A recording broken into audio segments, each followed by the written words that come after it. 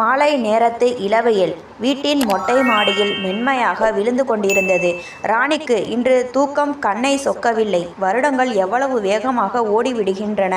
சிறு வயதில் ஒன்றாக ஓடிப்பிடித்து விளையாடிய அவளது அத்தை மகன் விஜய் இன்று பெரியவனாக ஒரு பட்டதாரி இளைஞனாக அவளது வீட்டிற்கு விடுமுறைக்கு வந்திருக்கிறான்.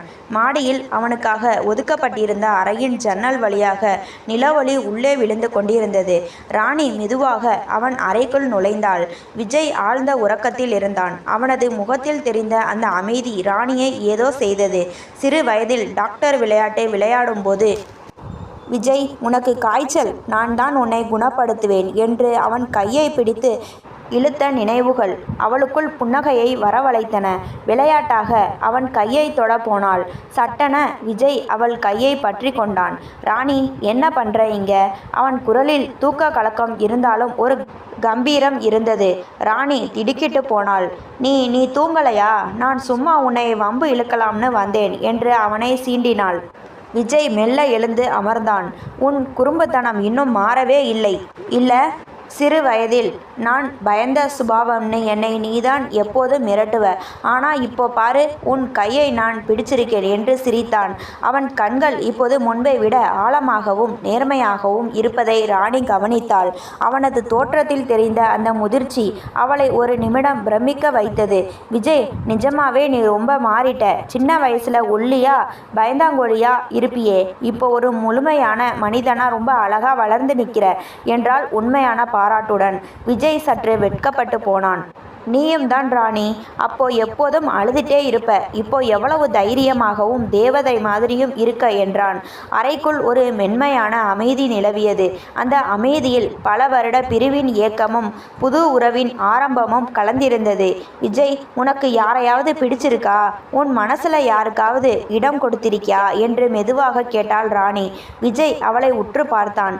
இல்லை ராணி, படிப்பு வேலைன்னு ஓடிட்டே இருந்தேன். நிஜமான அன்பை இப்போதான் தேட ஆரம்பிச்சிருக்கேன் என்றான். ராணி அவன் அருகில் அமர்ந்து அவன் தோளில் தலை சாய்த்தாள். பரவாயில்லை விஜய், அன்பை எப்படி பகிர்ந்துக்கணும்னு நான் உனக்கு கற்றுக் கொடுக்கிறேன். இந்த 16 நாட்கள் உனக்கு மறக்க முடியாத நாட்களாய் இருக்கும் என்றாள் நம்பிக்கையுடன். அன்று இரவு அவர்களுக்குள் நீண்ட உரையாடல் தொடர்ந்தது. ஒருவருக்கொருவர் தங்கள் கனவுகளையும் ஆசைகளையும் பகிர்ந்து கொண்டனர். உடல் ரீதியான ஈர்ப்பை தாண்டி மன ரீதியான ஒரு பிணைப்பு அங்கே மலரத் தொடங்கியது. இது வெறும் கோடை விடுமுறை அல்ல, இரு மனங்கள் இணையும் ஒரு நீண்ட பயணத்தின் முதல் படி. முதல் நாள் இரவு பேசிய பேச்சுக்கள் ராணியின் மனதிற்குள் ஒரு இனிய நடுக்கத்தை ஏற்படுத்தியிருந்தது.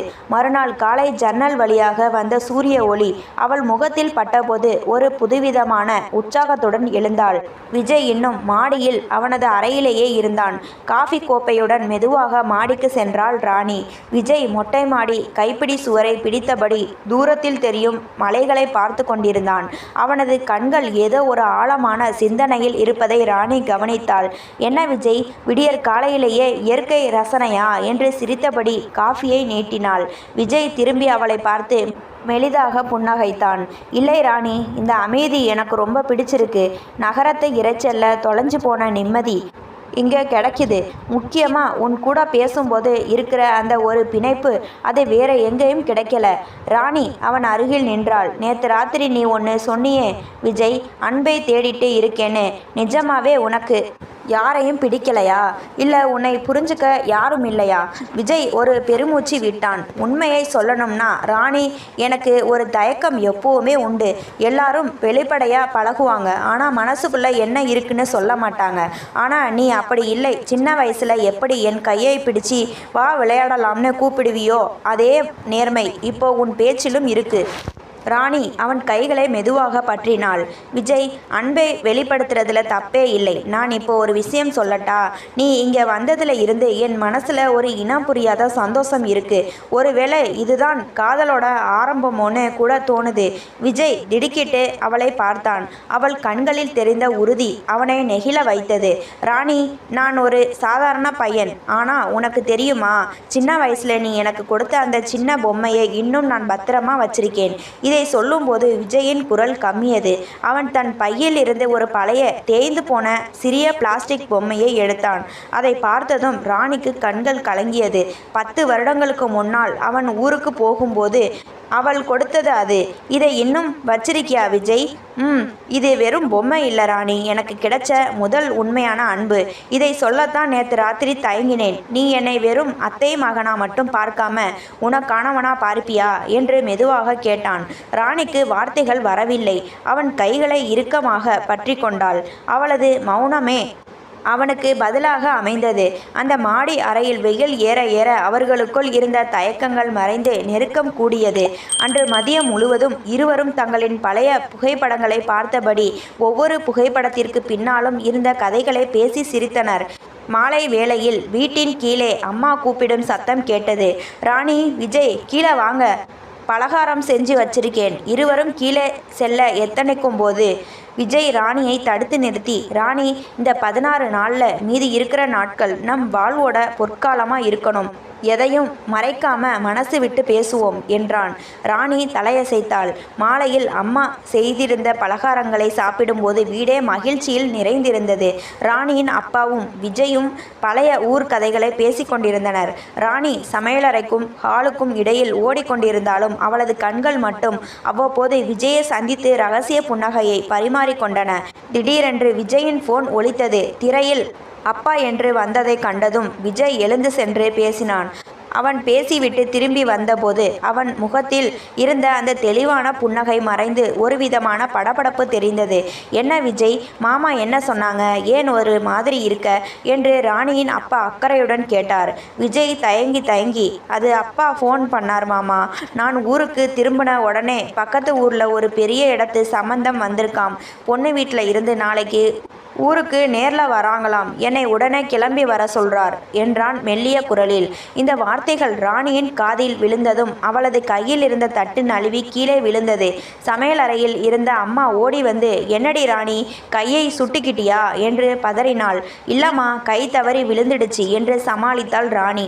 ஆனால் அவளது இதயம் சுக்கு நூறாக உடைந்து போயிருந்தது. இப்போதுதான் அவர்கள் ஒருவருக்கொருவர் தங்கள் காதலை மௌனமாக அங்கீகரித்திருந்தார்கள். அதற்குள் இப்படி ஒரு செய்தியா? ராணி மெதுவாக மாடிக்கு சென்றாள்.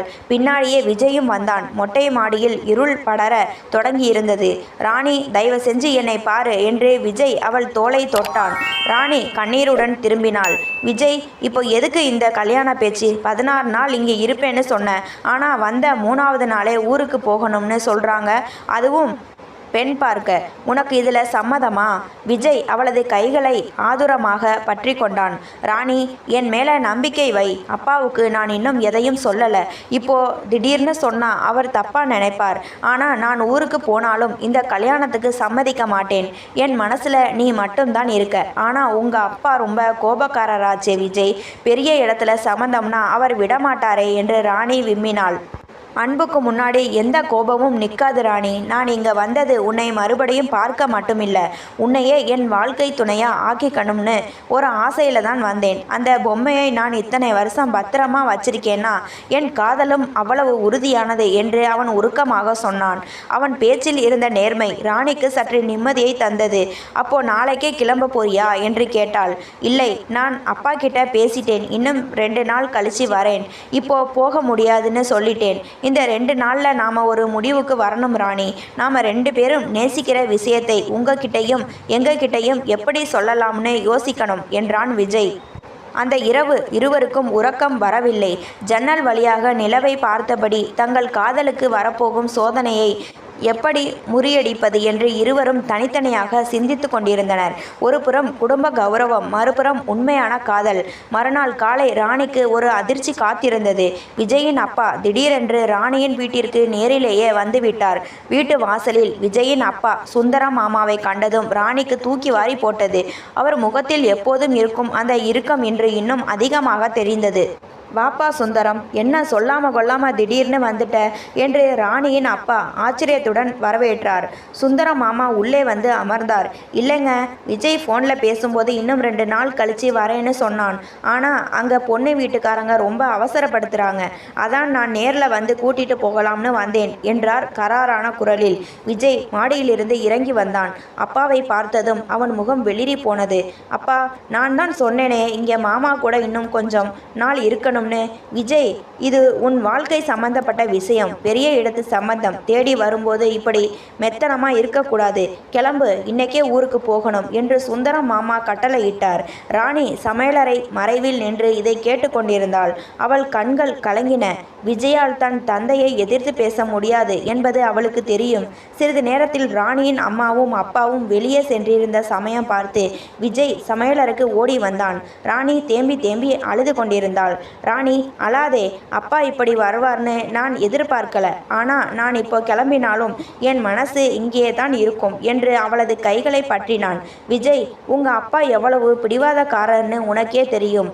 அங்க போனா உன்னை சம்மதிக்க வச்சிருவாங்க. அப்புறம் நான் என்ன செய்வேன் என்று கேவினாள் ராணி.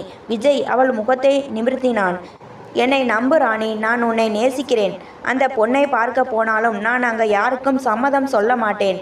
எனக்கு நீ மட்டும்தான் வேணும்னு அப்பா கிட்ட தைரியமாக சொல்ல ஒரு வாய்ப்பு வேணும். அதுக்கான நேரமாக இதை நான் பார்க்கிறேன். அவன் சொன்ன வார்த்தைகள் ராணிக்கு சற்று தெம்பை தந்தன. தன் கழுத்தில் இருந்த ஒரு சிறிய செயினை கழற்றி விஜயின் கையில் கொடுத்தாள். இது என் ஞாபகமாக இருக்கட்டும். நீ அங்கே போயிட்டு வர வரைக்கும் நான் உனக்காக காத்துக்கிட்டு இருப்பேன் என்றாள். விஜய் அந்த செயினை பத்திரமாக தன் பையில் வைத்து கொண்டான். கண்டிப்பாக வருவேன் ராணி. நம்ம காதலை பற்றி இப்போதைக்கு நம்ம வீட்டில் சொல்ல வேண்டாம். நான் அங்கே விஷயத்தை முடிச்சிட்டு வந்து அப்பாவையே சம்மதிக்க வைக்கிறேன் என்று உறுதி அளித்தான். மதிய உணவிற்கு பிறகு விஜய் கிளம்ப தயாரானான். பெட்டியுடன் வாசலில் நின்றவன் ராணியை ஒரு முறை ஆழமாக பார்த்தான். அந்த பார்வையில் 1000 கதைகள் இருந்தன. போயிட்டு வரேன் மாமா, அத்தை. ராணி, கவனிப்பா இரு என்று சொல்லிவிட்டு காரில் ஏறினான். கார் மறையும் வரை ராணி வாசலிலேயே நின்று கொண்டிருந்தாள். அவளது 16 நாள் கனவு 4 நாட்களில் கலைந்து விட்டது போல தோன்றியது. ஆனால் இது ஒரு முடிவல்ல, தங்கள் காதலுக்கான உண்மையான பரீட்சை என்பதை அவள் உணர்ந்தாள். விஜய் ஊருக்கு செல்லும் வழியெங்கும் ராணியின் நினைவுகளிலேயே மூழ்கி இருந்தான். அவனது சட்டை பையில் இருந்த ராணியின் செயின் அவனுக்கு ஒரு விதமான தைரியத்தை கொடுத்து கொண்டிருந்தது.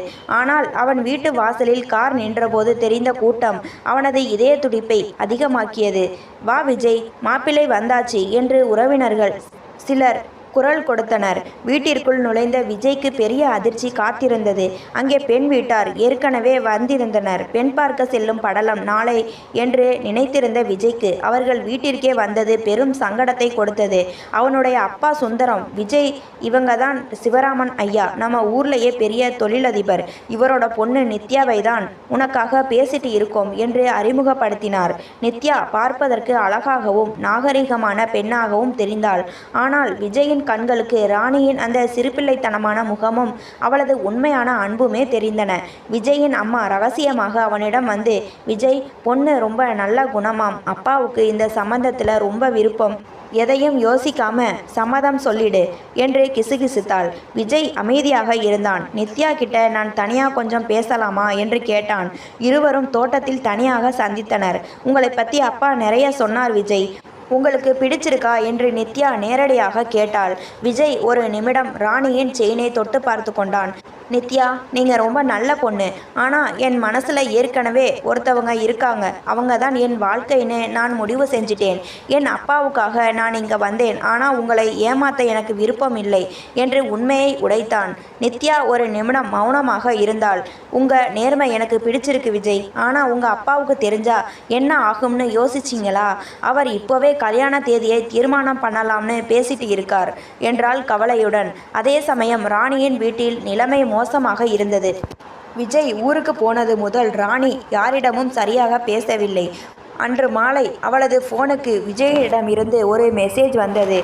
ராணி, இங்கே நிலைமை ரொம்ப இறுக்கமாக இருக்குது. ஆனால் நான் என் முடிவில் உறுதியாக இருக்கேன். நீ கவலைப்படாதே.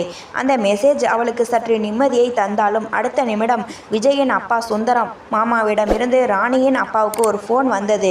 மாப்பிள்ள, விஷயம் முடிஞ்சது. விஜய்க்கும் நித்யாவுக்கும் அடுத்த மாதம் கல்யாணம்னு முடிவு பண்ணிட்டோம். நீங்கள் எல்லாரும் சீக்கிரம் கிளம்பி வரணும். ஃபோனை வைத்த ராணியின் அப்பா, நல்ல செய்தி ராணி, விஜய்க்கு திருமணம் உறுதியாகிடுச்சு என்று உற்சாகமாக சொன்னார். ராணியின் உலகம் ஒரு நிமிடம் இருண்டது. அப்பாவின் வார்த்தைகள் ராணியின் செவிகளில் ஈயத்தை காய்ச்சி ஊற்றியது போல இருந்தது. விஜய்க்கு திருமணம் உறுதியாகிடுச்சு.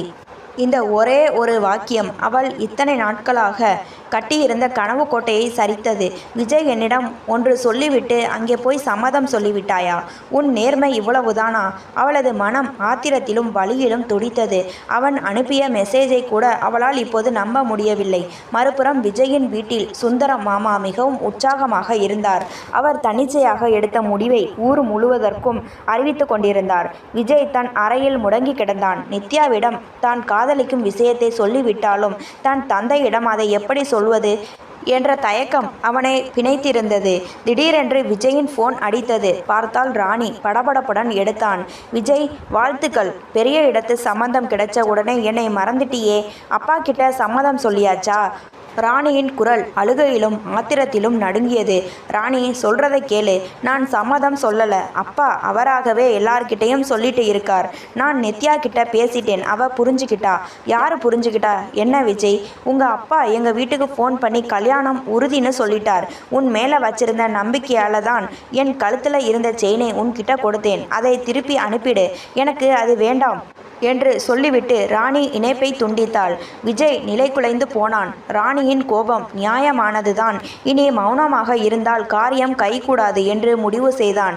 நேராக ஹாலுக்கு சென்றான். அங்கே சுந்தரம் மாமா பத்திரிகை அடிப்பதற்கான பட்டியலை தயாரித்து கொண்டிருந்தார்.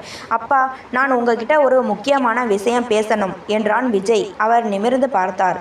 சொல்லு விஜய், எதுவானாலும் அப்புறம் பேசலாம். இப்போ இந்த வேலையை பாரு. இல்லை அப்பா, இப்போவே பேசியாகணும். எனக்கு இந்த திருமணத்தில் இஷ்டம் இல்லை. நான் ஒரு பொண்ணை உயிருக்கு உயிராக நேசிக்கிறேன். அவள் தான் என் வாழ்க்கை துணையாக வரணும்னு ஆசைப்படுறேன் என்று படபடப்புடன் சொல்லி முடித்தான். வீடே நிசப்தமானது. சுந்தரம் மாமாவின் கையில் இருந்த பேனா கீழே விழுந்தது. அவர் மெதுவாக எழுந்து விஜயின் முன்னால் வந்து நின்றார். யார் அந்த பொண்ணு என்று கனத்த குரலில் கேட்டார். நம்ம ராணிதான் அப்பா. இந்த வார்த்தையை கேட்டதும் சுந்தரம் மாமாவின் முகம் சிவந்தது. என் தங்கை மகளா? சொந்தத்தில் கல்யாணம் பண்ணா கௌரவம் குறையும்னு நினைக்கிறவன் நான். அதுவும் அவங்க வசதி நமக்கு குறைவுன்னு உனக்கு தெரியாதா? இதை இத்தோட மறந்துடு என்று கர்ஜித்தார். அதே சமயம் ராணி தன் அறையில் ஒரு முடிவெடுத்தாள். விஜய்க்காக காத்திருந்து பயனில்லை.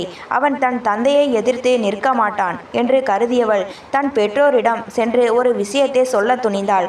விஜயின் தந்தை சுந்தரம் மாமாவின் கர்ஜனை அந்த வீட்டின் சுவர்களையே அதிர வைத்தது.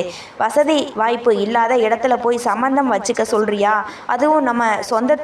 இது என்னைக்குமே நடக்காது விஜய். கௌரவம் தான் எனக்கு முக்கியம் என்று அவர் பிடிவாதமாக நின்றார்.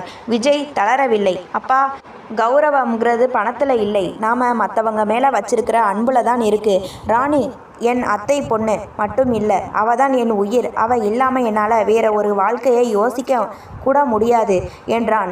சுந்தரம் மாமா ஆத்திரத்தில், நீ அவளை தான் கட்டிக்கணும்னு முடிவு பண்ணிட்டா அப்புறம் நான் உனக்கு அப்பாவாக இருக்க மாட்டேன். உனக்கு இந்த வீடு சொத்து எதுவும் கிடையாது. இப்போவே அந்த நித்யா கூட கல்யாணத்துக்கு சம்மதம் சொல்லு, இல்லைன்னா இந்த வீட்டை விட்டு போ என்று இறுதி எச்சரிக்கை விடுத்தார். அதே நேரத்தில் ராணியின் வீட்டில் அவள் ஒரு பெரிய முடிவை எடுத்திருந்தாள். தன் பெற்றோரை அழைத்து ஹாலில் அமர வைத்தாள். அப்பா, அம்மா, நான் ஒரு விஷயம் சொல்லணும். விஜயும் நானும் ஒருத்தரை ஒருத்தர் நேசிக்கிறோம். எனக்காகத்தான் அவர் இந்த 16 நாள் இங்கே வந்ததே. ஆனால் இப்போ அங்கே அவருக்கு கட்டாய கல்யாணம் ஏற்பாடு பண்ணிட்டு இருக்காங்க. எனக்கு விஜயை விட்டால் வேற யாரையும் கல்யாணம் பண்ணிக்க தோணலை என்று தைரியமாக கூறினாள். ராணியின் அப்பா திகைத்து போனார். என்னடி சொல்கிற? சுந்தரம் ரொம்ப கோபக்காரனாச்சே. அவன் வசதி தான் பெருசுன்னு நினைப்பான். நம்ம நிலைமைக்கு அவன் சம்மதிப்பானா? இது நடக்காத காரியம் ராணி. அவன் ஏற்கனவே வேற பொண்ணை நிச்சயம் பண்ணிட்டதா சொன்னானே. இல்லப்பா, விஜய் அதை ஏற்றுக்கலை. எனக்காக அவர் அங்கே போராடிட்டு இருக்கார். நீங்கள் மாமா கிட்ட பேசுங்கப்பா என்று கெஞ்சினாள் ராணி. ஆனால் அதற்குள் ராணியின் அப்பாவின் போன் அடித்தது. அது சுந்தரம் மாமாதான். மாப்பிள்ள, உன் பொண்ணு என் பையன் மனசை கெடுத்து வச்சிருக்கா. இங்க பாரு, என் பையன் எனக்கு வேணும்னா அவனோட இந்த பைத்தியக்காரத்தனத்தை நிறுத்தி சொல்லு. இனிமே யாருக்கும் நீங்கள் ஃபோன் பண்ணக்கூடாது. மீறி வந்தால் அப்புறம் மரியாதை இருக்காது என்று ஃபோனை துண்டித்தார். ராணியின் அப்பா அவமானத்தில் தலை குனிந்தார். பாத்தியா ராணி, உன் காதலால் எனக்கு கிடைச்சது அவமானம்தான். இனிமே விஜயை பற்றி பேசாதே. நமக்குன்னு ஒரு கௌரவம் இருக்கு என்று சொல்லிவிட்டு உள்ளே சென்று விட்டார். ராணிக்கு என்ன செய்வதென்றே புரியவில்லை. ஒரு புறம் விஜய் தன் தந்தையை எதிர்த்து நிற்கிறான், மறுபுறம் தன் தந்தை அவமானப்பட்டு நிற்கிறார். அன்றிரவு ராணிக்கு விஜயிடமிருந்து ஒரு ஃபோன் வந்தது. ராணி, நான் வீட்டை விட்டு வெளியே வந்துட்டேன். உன் செயின் மட்டும்தான் என்கிட்ட இருக்கு. எனக்கு நீ வேணும், உன் அன்பு வேணும். நான் உன்னை தேடி வரேன் என்றான் விஜய். விஜய் வீட்டை விட்டு வெளியேறிய செய்தி ராணியை உறைய வைத்தது. அவன் எங்கே போவான்? சுந்தர மாமா சும்மா இருப்பாரா? நள்ளிரவு நேரம் பேருந்து நிலையத்தின் ஒரு மூலையில் அமர்ந்திருந்த விஜயின் கைகளில் அவனது பழைய பையும் ராணி கொடுத்த அந்த செயினும் மட்டுமே இருந்தன. பல கோடி சொத்துக்களுக்கு அதிபதியான சுந்தர மாமாவின் மகன் இன்று தன் காதலுக்காக சாதாரண மனிதனாக வீதியில் நிற்கிறான். ஆனால் அவன் மனதில் பயமில்லை.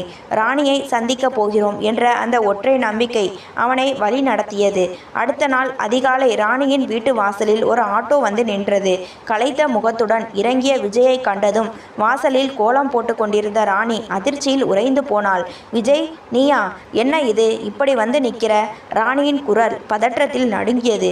சத்தம் கேட்டு வெளியே வந்த ராணியின் அப்பா விஜயின் நிலையை பார்த்ததும் கோபமும் வருத்தமும் ஒரு சேர அடைந்தார்.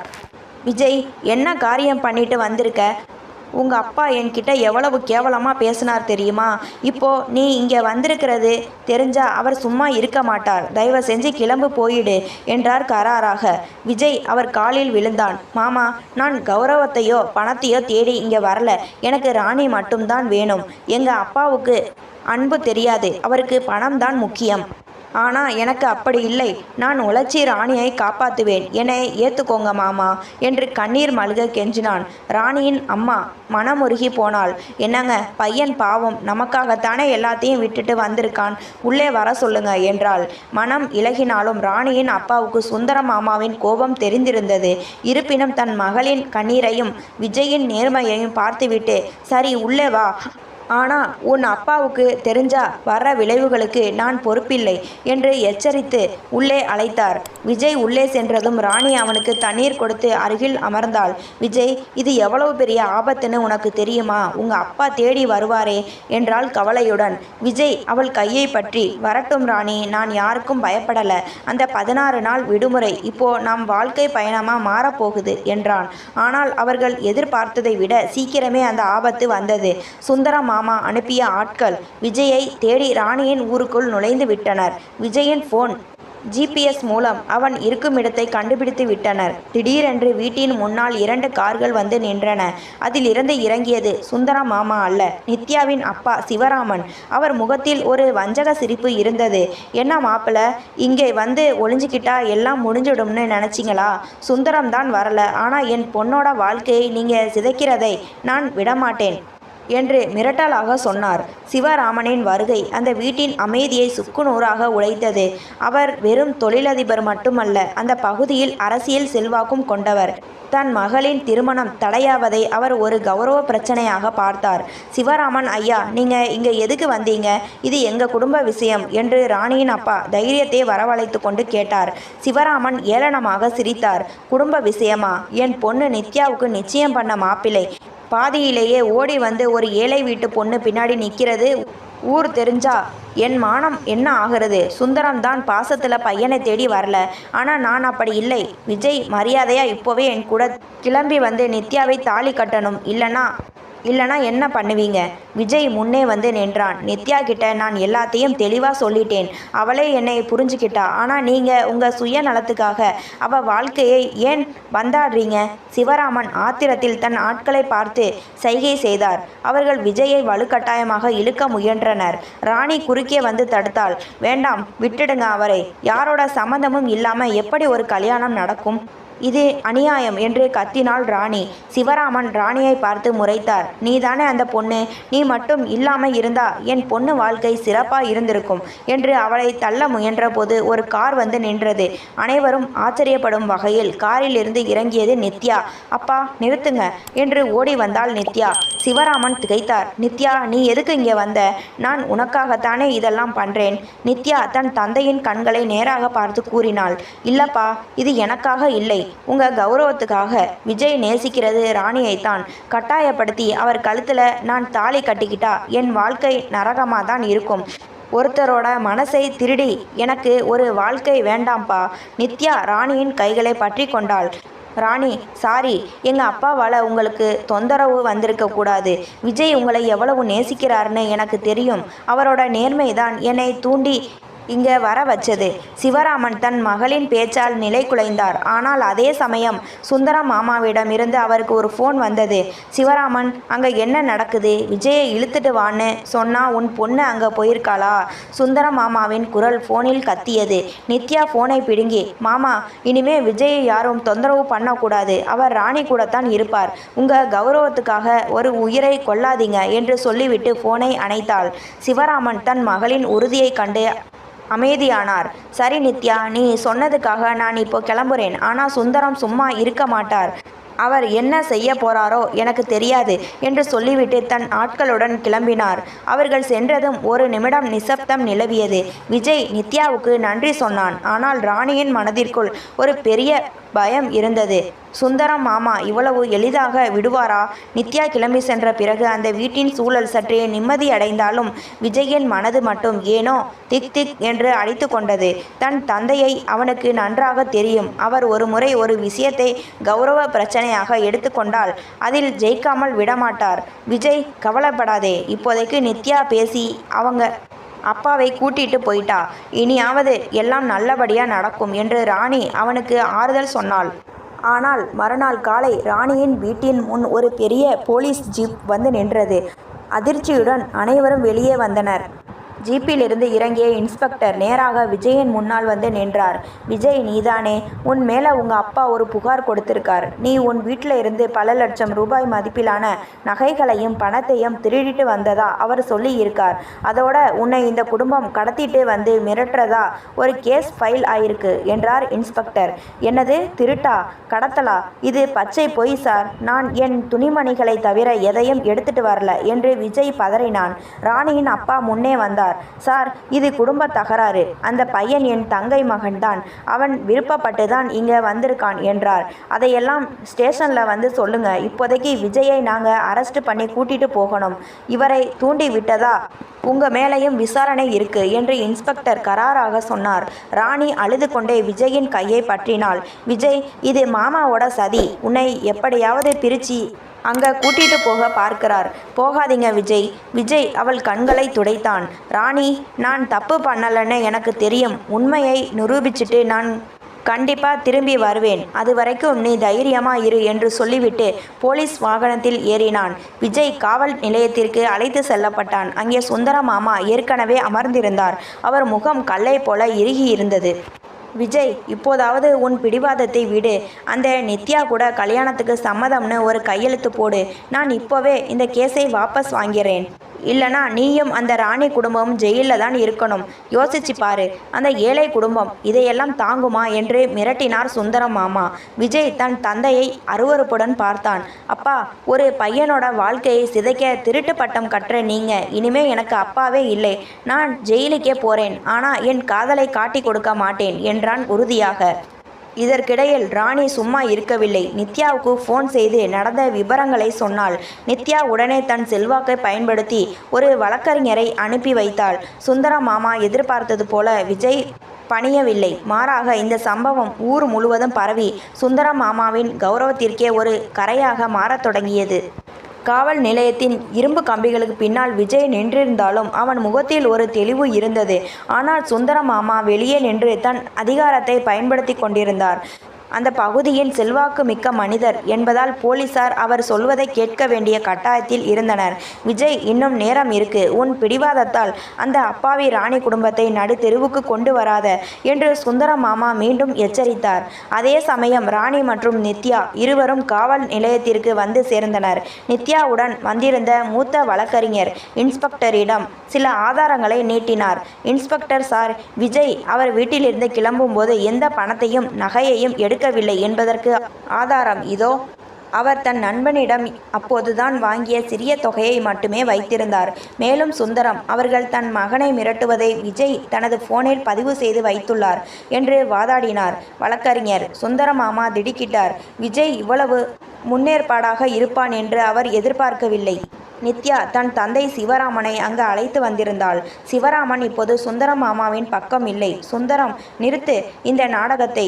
என் பொண்ணுக்காக நான் உனக்கு துணையாக இருந்தேன். ஆனா நீ உன் சொந்த பையனுக்கே துரோகம் செய்வேன்னு நான் நினைக்கல. உண்மையான கௌரவம் உன் பையனோட நேர்மையில தான் இருக்கு என்று சாடினார். ராணி கம்பிகளுக்கு அருகில் சென்று விஜயின் கைகளை பற்றினாள். விஜய், பயப்படாதீங்க. நித்யா அக்காவும் வழக்கறிஞரும் எல்லாத்தையும் சரி பண்ணிடுவாங்க என்றாள் நம்பிக்கையுடன். விஜய் அவள் கண்களை பார்த்து, நீ இங்கே இருக்கிற வரைக்கும் எனக்கு பயமே இல்லை ராணி என்றான்.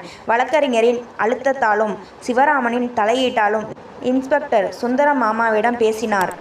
சார், இது பொய்யான புகார்னு தெளிவாக தெரியுது. இதை நாங்கள் மேலே கொண்டு போனால் தவறான புகார் கொடுத்ததுக்காக நீங்கள் தான் ஜெயிலுக்கு போக வேண்டியிருக்கும். மரியாதையாக கேஸை வாபஸ் வாங்கிடுங்க என்றார். வேறு வழியின்றி சுந்தரம் மாமா கையெழுத்திட்டு புகாரை திரும்ப பெற்றார். ஆனால் அவர் முகம் தோல்வியால் கருத்து போயிருந்தது. விஜய், இன்னையோட நீ எனக்கும் என் வீட்டுக்கும் யாரும் இல்லை. உனக்கு ஒரு பைசா சொத்து கூட கிடைக்காது என்று ஆத்திரத்துடன் சொல்லிவிட்டு அங்கிருந்து வெளியேறினார். விஜய் விடுதலையானான். காவல் நிலையத்தை விட்டு வெளியே வரும்போது அவன் சுதந்திரமாக உணர்ந்தான். அப்பா சொன்னது சரிதான் ராணி, எனக்கு சொத்து வேணாம். உங்க அன்பும் இந்த நிம்மதியும் போதும் என்றான். சிவராமன் அவர்கள் இருவரையும் பார்த்து, தம்பி, உங்க காதல் ஜெயிச்சிடுச்சு. ஆனா இனிமே நீங்க உங்க காலில் நிற்கணும். எப்போ உதவி வேணும்னாலும் கேளுங்க என்று வாழ்த்திய நித்யாவை அழைத்து கொண்டு சென்றார். ராணியின் வீட்டில் அன்று இரவு ஒரு சிறிய கொண்டாட்டம் போல இருந்தது. ஆனால் ராணியின் அப்பாவிற்கு ஒரு தயக்கம் இருந்தது. விஜய், இப்போதைக்கு எல்லாம் சரியாகிடுச்சு. ஆனால் வேலையோ வருமானமோ இல்லாம நீ எப்படி ராணியை கல்யாணம் பண்ணிப்ப? சுந்தரம் சும்மா இருக்க மாட்டாரே என்றார். விஜய் சிரித்தான். மாமா, நான் ஒரு இன்ஜினியரிங் பட்டதாரி. இத்தனை நாள் அப்பாவோட நிழல்ல இருந்தேன். இப்போ என் உழைப்பை நம்பி இருக்கிறேன். எனக்கு ஒரு 15 நாள் டைம் கொடுங்க. நான் ஒரு வேலையை தேடிக்கிட்டு வந்து உங்ககிட்ட ராணியை கேட்கிறேன் என்றான் உறுதியாக. ஆனால் அந்த 15 நாட்களில் சுந்தரம் மாமா ஒரு ரகசிய திட்டத்தை தீட்டினார். அது ராணிக்கும் விஜய்க்கும் தெரியாத ஒரு ஆபத்தாக உருவெடுத்தது. விஜய் சொன்னது போலவே அடுத்த நாளே வேலை தேடும் படலத்தை தொடங்கினான். கையில் இருந்த சொற்ப பணத்துடன் சென்னைக்கு சென்று ஒரு தனியார் நிறுவனத்தில் நேர்காணலில் கலந்து கொண்டான். அவனது திறமைக்கும் அனுபவத்திற்கும் நல்ல வேலை கிடைப்பது உறுதி என்று அவனுக்கு தோன்றியது. ஆனால் அங்கேதான் சுந்தரம் மாமாவின் ரகசிய திட்டம் வேலை செய்ய தொடங்கியது. அவர் அந்த துறையில் இருந்த தனது செல்வாக்கை பயன்படுத்தி விஜய்க்கு எந்த நிறுவனத்திலும் வேலை கிடைக்காதபடி முட்டுக்கட்டை போட்டார். விஜய், உன்னுடைய தகுதிகள் மிக சிறப்பாக இருக்கின்றன. ஆனால் உனக்கு வேலை கொடுத்தால் எங்கள் நிறுவனத்துக்கு சில சிக்கல்கள் வரும் என்று மேலிடத்திலிருந்து அழுத்தம் வருகிறது. எங்களை மன்னித்துவிடு என்று பல நிறுவனங்களில் அவனுக்கு பதில்கள் கிடைத்தன. 3 நாட்கள் அலைந்து திரிந்த விஜய் மனமுடைந்து ஒரு பூங்காவில் அமர்ந்தான். அப்போதுதான் அவனுக்கு புரிந்தது, தன் தந்தை தன்னை தெருவுக்கு கொண்டு வர துடிக்கிறார் என்பது.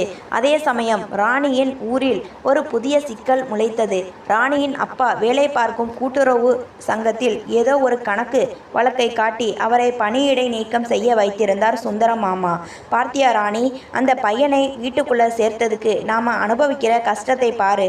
இப்போ என் வேலையும் போச்சு, மானமும் போச்சு என்று ராணியின் அப்பா தலையில் கை வைத்து அமர்ந்தார். ராணிக்கு துக்கம் தொண்டையை அடைத்தது. உடனே விஜய்க்கு ஃபோன் செய்தாள். விஜய், இங்க நிலைமை சரியில்லை. அப்பாவுக்கு வேலை போயிடுச்சு. எல்லாமே மாமாவோட வேலைதான்னு நினைக்கிறேன். நீங்க எங்க இருக்கீங்க? விஜய் ஆத்திரமடைந்தான். ராணி, என் மேலே இருக்கிற கோபத்தை உங்கள் அப்பா மேலே காட்டுறது எவ்வளவு பெரிய கோழைத்தனம். கவலைப்படாதே, நான் இப்போவே ஒரு முடிவோட வரேன் என்றான். விஜய் நேராக தன் தந்தையின் வீட்டிற்கு சென்றான். அங்கே சுந்தரம் மாமா வெற்றி களிப்பில் அமர்ந்திருந்தார். என்ன விஜய், வேலை கிடைச்சதா? இல்லை, உன் மாமாவோட வேலை திரும்ப கிடைச்சதா என்று ஏளனமாக பேசினார். விஜய் அவர் கண்களை நேராக பார்த்தான். அப்பா, நீங்கள் இவ்வளவு கீழ்த்தரமாக இறங்குவீங்கன்னு நான் நினைக்கல. கௌரவம்னு சொல்கிறீங்களே, ஒரு பொண்ணோட வாழ்க்கையையும் ஒரு நேர்மையான மனுஷனோட வேலையையும் பறிக்கிறது தான் உங்கள் கௌரவமா? நீங்கள் என்ன வேணால் பண்ணுங்க. ஆனால் ஒன்று தெரிஞ்சுக்கோங்க, நான் இப்போவே ஒரு சொந்த தொழில் தொடங்க போகிறேன். அதுக்கு உங்கள் உதவி தேவையில்லை என்றான். தொழிலா? உன்கிட்ட என்ன இருக்கு என்று அவர் சிரித்தார். என்கிட்ட ராணியோட நம்பிக்கையும் என் உழைப்பும் இருக்கு. நீங்கள் தடுத்தாலும் நான் ஜெயிச்சு காட்டுவேன். அன்னைக்கு நான் ராணியை கல்யாணம் பண்ணிக்கும் போது நீங்களே வந்து ஆசீர்வாதம் பண்ணுவீங்க.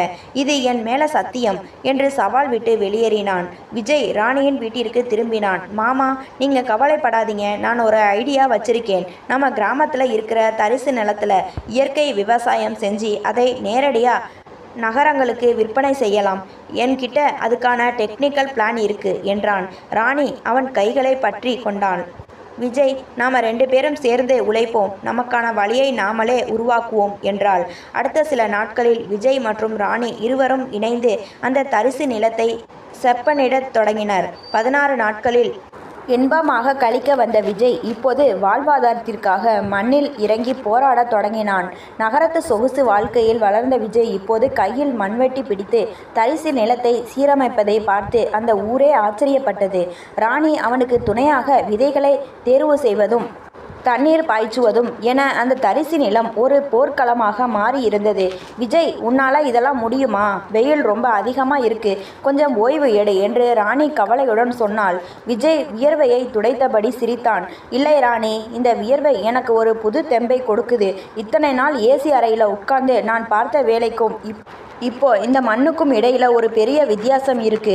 இது நம்முடைய நிலம், நம்முடைய உழைப்பு. இதில் வர முதல் விளைச்சலை நான் அப்பா கிட்ட கொண்டு போய் காட்டணும். விஜயின் இந்த விடாமுயற்சி அந்த கிராமத்து இளைஞர்களுக்கு ஒரு பெரிய உத்வேகத்தை கொடுத்தது. சுந்தரம் மாமாவிடம் பயந்து ஒதுங்கி நின்ற சில உறவினர்கள் மெல்ல மெல்ல விஜய்க்கு உதவ முன்வந்தனர். இயற்கை விவசாய நுட்பங்களை பயன்படுத்தி சொட்டு நீர் பாசனம் அமைத்து அந்த நிலத்தை பசுமையாக மாற்றினார் விஜய். இந்த தகவல் சுந்தரம் மாமாவின் காதுகளுக்கு சென்றது. என்ன, அவன் விவசாயம் செஞ்சு ஜெயிக்க போறானா? அதுவும் அந்த தரிசு நிலத்துல? அது நடக்கவே கூடாது என்று ஆத்திரப்பட்டார். அவர் கிராமத்து அதிகாரிகளை தூண்டிவிட்டு அந்த நிலம் அரசுக்கு சொந்தமானது என்றும் அங்கு விவசாயம் செய்ய தடை விதிக்க வேண்டும் என்றும் புகார் அளித்தார். ஒரு நாள் காலையில் அதிகாரிகள் அந்த நிலத்திற்கு வந்து, விஜய், இந்த நிலத்தில் நீங்கள் வேலை செய்யக்கூடாது, இது சம்பந்தமா விசாரணை நடக்குது என்று நோட்டீஸ் கொடுத்தனர். விஜய் பதறவில்லை. அவன் ஏற்கனவே அந்த நிலத்தின் பத்திரங்களை சரியாக வைத்திருந்தான். சார், இது என் தாத்தா எனக்கு உயில் எழுதி கொடுத்த நிலம்.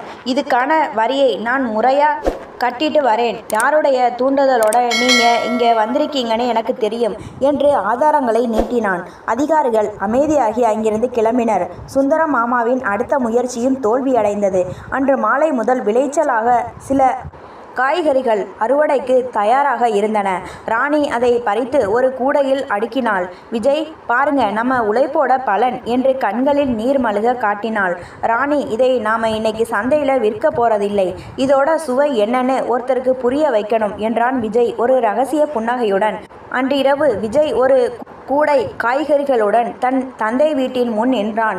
காவலாளிகள் தடுத்தும் மீறி உள்ளே சென்றான். சுந்தரம் மாமா ஹாலில் அமர்ந்திருந்தார். இங்க எதுக்கு வந்த? பிச்சை எடுக்கவா என்று கேட்டார் அவர். விஜய் அந்த கூடையை அவர் முன்னால் வைத்தான். இல்லப்பா, நான் சம்பாதிச்சதை உங்களுக்கு கொடுக்க வந்தேன். நீங்க தடுத்த நிலத்துல நீங்க முடக்குன என் கையால விளைஞ்ச காய்கறிகள். இதில் ஒரு துளி துரோகமோ கௌரவ பேயோ இல்லை, வெறும் உழைப்பு மட்டும்தான் இருக்கு. இதை சாப்பிட்டு பாருங்க. ஒரு விவசாயியோட கஷ்டமும் தன் காதலுக்காக போராடுற ஒரு மகனோட நேர்மையும் புரியும் என்று சொல்லிவிட்டு திரும்பி பார்க்காமல் வெளியேறினான். சுந்தர மாமா அந்த காய்கறிகளை பார்த்தார். முதல் முறையாக அவர் மனதில் ஒரு சிறிய குற்ற உணர்வு தலை தூக்கியது. விஜய் வைத்துவிட்டு சென்ற அந்த கூடை காய்கறிகள் அந்த இரவு முழுவதும் சுந்தர மாமாவை தூங்க விடவில்லை. தன் மகன் இவ்வளவு உறுதியாக இருப்பான் என்று அவர் நினைக்கவில்லை. மறுநாள் காலை யாருக்கும் தெரியாமல் அந்த காய்கறிகளை கொண்டு சமைக்க சொன்னார். அதன் சுவையில் தெரிந்த அந்த தூய்மை அவருக்கு பல வருடங்களுக்கு முன் தான் ஒரு சாதாரண விவசாயியாக இருந்த நாட்களை நினைவுபடுத்தியது. பணம், கௌரவம் என்ற போதையில் தான் எதை நோக்கி ஓடிக்கொண்டிருக்கிறோம் என்ற கேள்வி அவர் மனதுக்குள் முதலாக எழுந்தது. அதே சமயம் விஜயின் இயற்கை விவசாயம் திட்டம் ஒரு புதிய திருப்பத்தை சந்தித்தது. நித்யா தனது நண்பர்கள் வட்டாரத்தில் விஜயின் முயற்சியை பற்றி சொல்ல சென்னையில் இருக்கும் சில பெரிய உணவகங்கள் விஜயின் விளை பொருட்களை நேரடியாக கொள்முதல் செய்ய முன்வந்தன. விஜய், பெரிய ஆர்டர் வந்திருக்கு, நம்ம நிலத்தில் விளையிற எல்லாத்தையும் அவங்களே வந்து எடுத்துக்கிறதா சொல்லியிருக்காங்க என்று ராணி உற்சாகமாக கத்தினாள். விஜய் அவளை தூக்கி சுற்றாத குறையாக மகிழ்ந்தான். ராணி, இது நம்முடைய வெற்றி மட்டுமில்லை, அந்த 16 நாள் விடுமுறை நமக்கு கொடுத்த வாழ்நாள் பரிசு. இப்போ என் கையில் உழைச்சி சம்பாதிச்ச பணம் இருக்கு. இப்போ உங்கள் அப்பா கிட்ட போய் உன்னை கேட்க எனக்கு எல்லா தகுதியும் வந்துடுச்சு. விஜய் மற்றும் ராணி இருவரும் ராணியின் அப்பாவிடம் ஆசீர்வாதம் வாங்க சென்றனர். மாமா, இதோ நான் சம்பாதிச்ச முதல் வருமானம். இனி ராணியை நான் கண்ணும் கருத்துமா பார்த்துப்பேன். எங்களுக்கு உங்கள் சம்மதம் வேணும் என்றான் விஜய். ராணியின் அப்பா கண் கலங்கினார். விஜய், உன்னை புரிஞ்சுக்காம நான் தப்பா பேசிட்டேன். நீ வெறும் பட்டதாரி இல்லை, ஒரு சிறந்த மனிதனை நிரூபிச்சிட்ட. எனக்கு முழு சம்மதம்பா. ஆனால் அந்த மகிழ்ச்சியான தருணத்தில் ஒரு கார் வந்து நின்றது. அதிலிருந்து இறங்கியது சுந்தரம் மாமா. அனைவரும் ஒரு நிமிடம் அதிர்ச்சியில் உறைந்து போயினர். ராணியின் அப்பா அவரை எதிர்கொள்ள தயங்கினார். ஆனால் சுந்தரம் மாமா இன்று அமைதியாக இருந்தார். அவர் கையில் ஒரு சிறிய பட்டு துணி இருந்தது. நேராக விஜயின் முன்னால் வந்தவர், விஜய், நேத்து நீ கொடுத்துட்டு போன காய்கறிகள் என் பழைய நினைவுகளை கிளறிடுச்சு. பணமும் அந்தஸ்தும் தான் கௌரவம்னு நினச்சேன். ஆனால் பெத்த பையனை திருட்டு பட்டம் கட்டி ஜெயிலுக்கு அனுப்பின அந்த நிமிஷம் என் கௌரவம் செத்து போச்சுன்னு இப்போ உணர்றேன் என்றார் தழுதழுத்த குரலில். அவர் ராணியின் பக்கம் திரும்பினார். ராணி, என்னை மன்னிச்சிடுமா. உன் அன்பை விட என் பிடிவாதம் பெருசுன்னு நினச்சது என் தப்புதான். என் பையனுக்கு ஏற்ற ஜோடி நீதான்னு இப்போ புரியுது என்று சொல்லிவிட்டு தான் கொண்டு வந்த பட்டு துணியை பிரித்தார். அதில் சுந்தரம் மாமாவின் மறைந்த மனைவியின் பாரம்பரியமான தங்க நகைகள் இருந்தன. இதை என் மருமகளுக்கு போடணும்னு அவர் ஆசைப்பட்டார்.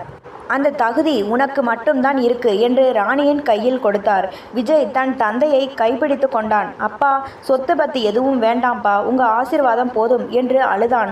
சுந்தரம் மாமா சிரித்தார். இல்லை விஜய், நீ கஷ்டப்பட்டு உருவாக்கின அந்த விவசாய தொழிலை தமிழகம் முழுமைக்கும் கொண்டு போக நான் உனக்கு துணையா இருப்பேன். இது உன் அப்பாவோட முதலீடு இல்லை, ஒரு விவசாயியோட பங்களிப்பு.